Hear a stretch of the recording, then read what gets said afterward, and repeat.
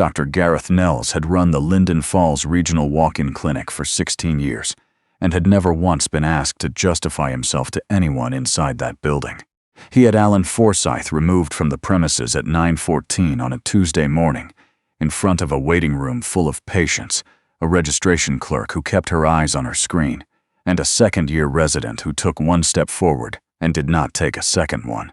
What Nelles did not know was that the man being walked out the glass door had been sworn in as Ontario's Deputy Provincial Health Inspector 8 days earlier, and had come to Linden Falls specifically to investigate him.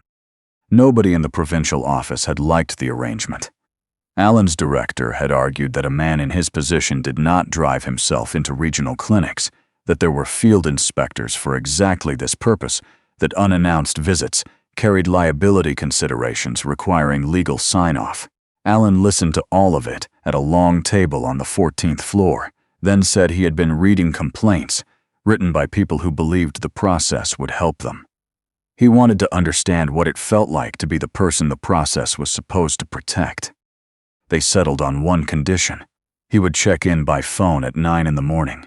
A 2-person inspection team would sit at a coffee shop 20 minutes up Highway 35, close enough to reach him, far enough that no provincial vehicle would appear in the clinic lot before Alan decided the time was right. He had agreed to the condition the way a man agrees to something he does not plan to need. Alan Forsythe was 58. He had been widowed for 3 years, long enough that the quiet of the house had stopped surprising him in the mornings. He drove a 10-year-old Civic with a dent above the rear wheel well and a provincial health card in his wallet that identified him as nothing more than a resident of Ontario. He wore a gray zip-up fleece, dark trousers, and boots that had been resoled once. He carried nothing that would mean anything to a clinic receptionist. Linden Falls was a town of about 6,000, set between a lake and a stretch of Canadian Shield that had never been particularly useful for anything. It had a Tim Hortons, 2 pharmacies, a hardware store, and the clinic, the only walk-in within 40 kilometers, which had been receiving complaints for the better part of 16 years. The complaints did not come in bursts. They accumulated steadily, the way water stains a ceiling, slowly enough that each mark could be dismissed on its own. Patients turned away without examination, referrals that never arrived. A woman with chest pain told to take an antacid and come back next week. A man who had driven 90 minutes for a follow-up told the appointment had been cancelled, though no one had called him. 4 separate staff members, across 4 separate years, describing an environment where raising a concern to Dr. Gareth Nelles meant finding your shift schedule changed the following week. The analyst who compiled the file had written one word in the margin at the end of the last page: pattern. Every complaint ended at the same name. Alan arrived at 8:40. The lot was already 2/3 full, mostly sedans and 1 truck with a contractor's logo on the side. Inside, the waiting room held perhaps 30 people on linked plastic chairs under fluorescent light. A woman of about 70 sat near the window with her hands folded in her lap and a posture that told him she had been there long enough that sitting up straight had become an effort. A young father across the room held a toddler, with one arm and a numbered ticket in his other hand. The machine by the door showed 41. Alan took 44 and sat 2 chairs from the elderly woman. The registration desk was staffed by a woman whose name tag read Linda. She typed steadily and did not look up when patients approached. Beside the inner door, a laminated hand-lettered sign read, "Please do not approach staff directly. All questions at registration desk only." He waited. There was nothing else to do here. He sat and watched and let the room settle around him. At 9 exactly, he stepped outside and made his check-in call. 11 seconds. He gave his location, said the clinic was open and busy, and went back in. Dr. Gareth Nelles arrived at 9:05. The room changed when he came through the interior door.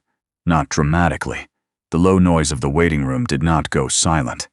But several people straightened slightly in their chairs, and Linda's typing slowed, and the toddler across the room, who had been making a steady sound, made less of it.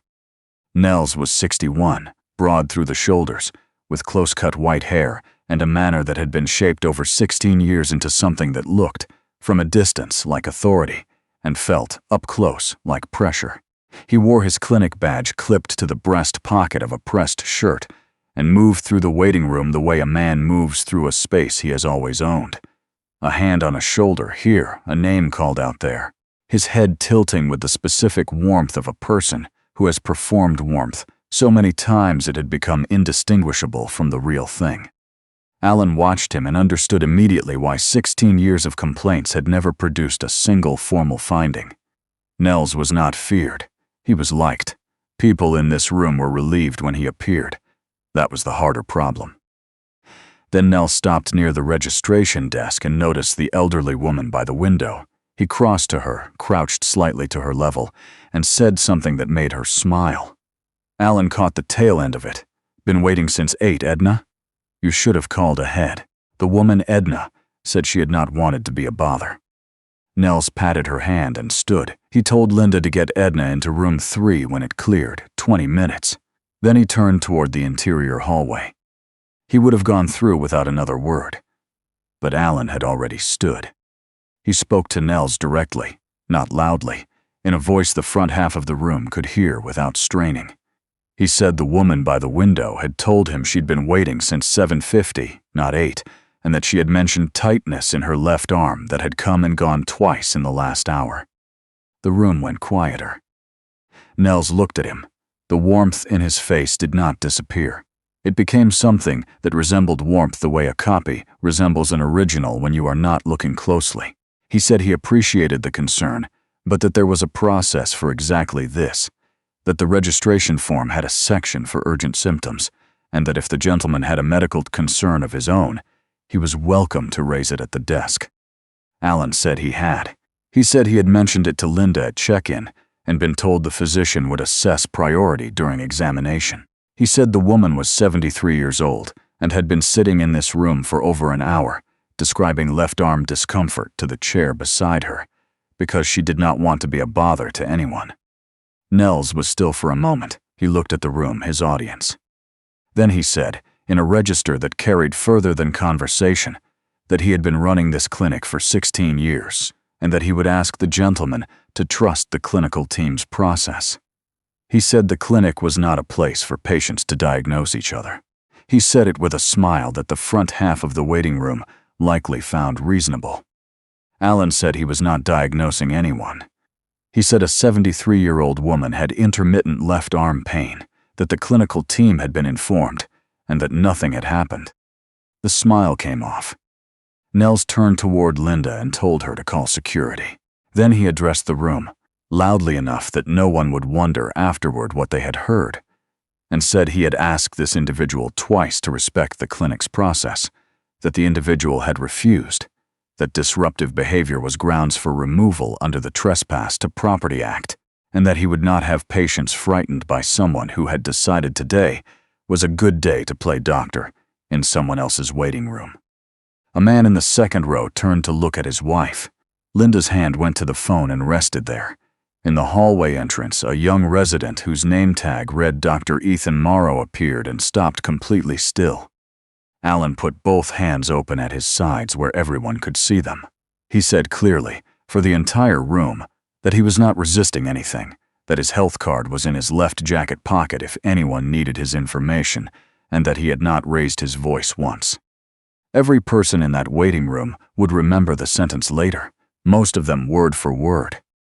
Security was a man in his 50s named Carl who worked 4 shifts a week. He arrived from the back hallway, took Alan's arm at the elbow, and walked him to the glass door. Alan did not pull away. He let Carl walk him through and into the flat October air of the parking lot. Behind them, through the glass, Nelles stood at the registration desk. He said something to Linda that made her nod, and then he went through the interior door, and the room returned to its ordinary noise, the way rooms do when they have decided something is finished. Edna by the window watched Alan go. She did not say anything. She put her hands back in her lap. In the hallway doorway, Ethan Morrow stood for 3 seconds, then turned and went back down the hall. He had taken 1 step toward the waiting room and stopped. He would think about those 3 seconds for a long time. Alan stood in the parking lot. Above the entrance, a small security camera pointed down at the door with its indicator light on. He noted the time, 9:19. He had made his 9 o'clock check-in. The next scheduled call was 50 minutes away. His phone was in his jacket pocket. He left it there. Inside 9 minutes later, a note went from examination room 3 to the registration desk. Edna Hollis had been assessed and was being referred immediately to the regional hospital in Parry Sound for a cardiac evaluation. Alan did not know that yet. He stood beside his Civic in the October light and looked at the building with the patience of a man who already understands a situation completely and is simply waiting for it to finish understanding itself. His phone began to ring at 9:42, 4 times and stopped, then again, then a third time. He let all 3 go to voicemail. 20 minutes north on Highway 35, a 2-person inspection team listened to a call ring out, checked a location ping that had not moved from the clinic parking lot in 23 minutes, and stopped waiting. They were in their vehicle within 90 seconds. The ministry's regional director was on the phone to the chief inspector's office 8 minutes after that. By 10:15, the words deputy inspector and no contact had reached a desk in Toronto where someone stood up and started making calls with both urgency and care. They arrived at 10:31. 2 vehicles, government plates, unremarkable except for the speed at which they parked and the way the people who stepped out of them moved. Dr. Rebecca Thorne came around the front of the lead vehicle with her ministry identification already in her hand, somewhere in her mid-40s, suit under an open coat. She scanned the parking lot in a single pass. "I'm looking for Alan Forsythe," she said, Deputy Provincial Health Inspector. Gareth Nelles came through the clinic's front door at that moment, alerted by Linda that 2 government vehicles had pulled into the lot. He stopped just past the threshold. He saw the credentials. He saw the man standing beside the old Civic. He put it together slowly and then all at once, and the color left his face from the top down.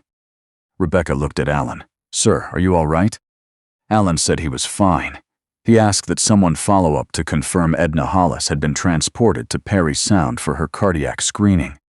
Behind Rebecca, the second inspector, a solidly built man named Hugh Darvish, held his identification open and turned slowly so that everyone in the parking lot could see both the photograph and the seal. "This is Alan Forsythe," he said, in a voice that was not loud but carried. "Deputy Provincial Health Inspector for Ontario, sworn in 8 days ago. He is here on a provincial patient care review. As of right now, this is a ministry scene." The sound that moved through the parking lot was not a gasp. It was smaller than that and worse. It was the sound of understanding arriving in several people at the same second, with no one willing to be the first to put it into words. Carl looked at his own hand, the one that had been on the prisoner's arm, and kept looking at it. Alan said the documentation needed to happen before anything else. He wanted the intake notes from that morning reviewed on site. He wanted the name of every patient who had been in the waiting room written down while they were still reachable. And he said he wanted all of it done before his name changed how anyone inside that building was behaving. Rebecca held his gaze for a moment, then she nodded and made the calls. It took 40 minutes. Alan stood in the parking lot while it happened.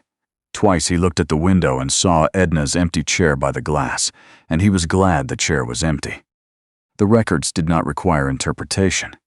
That is the particular problem with men like Gareth Nelles. They believe the danger lies in what people say about them. It almost always lies in what they wrote down. 11 patient files from the previous 2 years showed referral requests declined without documented clinical reason. 4 of those patients had subsequently presented at emergency departments with conditions the referrals would have caught earlier. Billing records showed a consistent pattern of charging OHIP for consultation times that patient intake logs showed were 4 to 6 minutes shorter than billed. 3 staff members, 2 nurses and the unit coordinator, had filed internal HR concerns across 7 years. None had received a written response. 1 had her contract not renewed the following year. Ethan Morrow came into the parking lot at noon. He had in his coat pocket a USB drive containing 14 months of patient chart notes he had written and then watched Nelles override. He had carried the drive home every night for 6 weeks, not certain what to do with it, telling himself the right moment had not come. He handed it to Darvish and stated the serial number out loud before releasing it. Darvish noted it without expression and wrote something in his notebook. And then the thing nobody had planned for began. Patients started coming back. The first was a man named Roger Balfe, who had been told at this clinic in 2021 that his persistent fatigue was stress-related. He was diagnosed with a thyroid condition 4 months later at a walk-in in Huntsville after driving 90 kilometers because he no longer trusted the closer option. He said he had driven past this parking lot dozens of times since and never stopped because he did not think stopping would change anything. After Roger, a woman who had waited 6 hours one February for a referral that never came. After her, a retired nurse who had worked 2 shifts at the clinic as a locum and had declined to return. By 2 in the afternoon, Rebecca had moved inside and opened a room in the back of the building because the line was visible from the highway. By the end, there were 53 statements on the record. 38 of them concerned incidents more than 2 years old, which meant that for 2 years, people in this town had been carrying the same story, and each of them had believed they were the only one holding it. Nelles was suspended pending investigation before 3 o'clock. He stood in the clinic's small staff kitchen and looked at his badge on the counter for a long time before he picked it up again. Alan spoke with him 2 days later, with Nelles's lawyer present and 2 colleagues in the room. He told the lawyer at the outset that he was asking no questions, that Nelles was free to say nothing, and that he would stop at any word. Nelles spoke first. He said he had kept this clinic operating for 16 years when no one else would. He said he had seen upward of 8,000 patients in a year, some years. His complication rates were below provincial averages. He had 3 commendations from the Regional Health Authority on a wall in his office. Half the people who had stood in that parking lot had come to him at one point when they had nowhere else to go, and he had seen them. Alan said every word of that was true, and that it was in the file, and that it would go to the panel along with everything else. Then Nelles said what he had been building toward for 2 days. He said none of this would have happened if a patient in the waiting room had not decided to involve himself in something that was not his concern. Alan said no. He said that people always believe the collapse began on the day someone finally noticed them. It never does. He said 11 patients had been billed for time they did not receive before he had ever pulled off Highway 35. That 4 people had spent months sicker than necessary because referrals were declined without reason, that a staff member had filed a concern in 2018 and received no response and lost her contract the following year, and that none of that had anything to do with a Tuesday morning in a waiting room. You didn't fall, Alan said, because you had the wrong man walked out your front door. You would have fallen exactly the same way if I had been nobody, just slower. And it would have cost more people on the way down. You stopped being able to tell the difference between running this clinic well and running it your way. Once a man cannot tell those apart, the commendations on the wall are only a delay. Nelles looked at the table. He said very quietly that he had never thought of himself as someone who had harmed people. Alan said he believed that. He said that was why the file was 16 years long. He returned to Toronto the following morning. Rebecca stayed. The ministry's patient care division took joint oversight of the clinic with the College of Physicians and Surgeons, and the charging documents came through in the 3rd week. Overbilling, failure to meet standard of care in documented cases, misconduct in staff concern management. Ethan Morrow did not want to be acting clinical lead. He said so plainly to the Regional Health Authority on the record. He said he had stood in a parking lot, taken 1 step forward, and gone back down a hallway, and a person who had done that should not be handed a department. Darvish asked to sit in on the appointment. He said the only thing he said all evening. He said that across 16 years of that clinic's operation, Ethan Morrow was the only person on staff who had ever kept a copy of what he had seen. Edna Hollis's cardiac evaluation found a blockage. She had a procedure in Parry Sound and was home in Linden Falls 11 days later. She sent a card to the ministry office in Toronto addressed to no one in particular, which was why it got passed around to almost everyone. Alan came back to Linden Falls on a Thursday 22 days after the morning he had first arrived. The same hour, the same Civic, the same gray fleece. He had not dressed up for it. Rebecca had suggested something more formal. He had said no, and she had understood before he finished the sentence. The lot was 2/3 full. The fluorescent lights in the waiting room were the same as they had always been. The bell above the glass door announced him. Every head came up at once.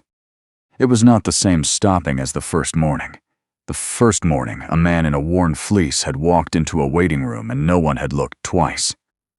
This time the room went completely still, in the way a room goes still when it is deciding what to do with something it does not yet have words for. Roger Balfe was sitting in the third row with his wife. He stood up first. Not dramatically, he simply stood. The woman beside him stood next, then the couple by the window, then the rest in ones and twos until nobody in the waiting room was sitting down. No one said his title. Nobody said deputy inspector. They stood the way people stand when they have run out of adequate gestures, and standing is the only one left that means anything. Alan nodded to the room once. Then he went and sat in the chair by the window, Edna's old chair, and took a number from his jacket pocket. He had taken it on the way in. At the registration desk, Linda did not look away this time. She met his eyes and kept them there. In the hallway doorway, Ethan Morrow stood with a chart in his hand and watched. He had once taken one step that did not matter and had been given the chance to spend a long time afterward taking steps that did. The waiting room settled. The fluorescent lights buzzed.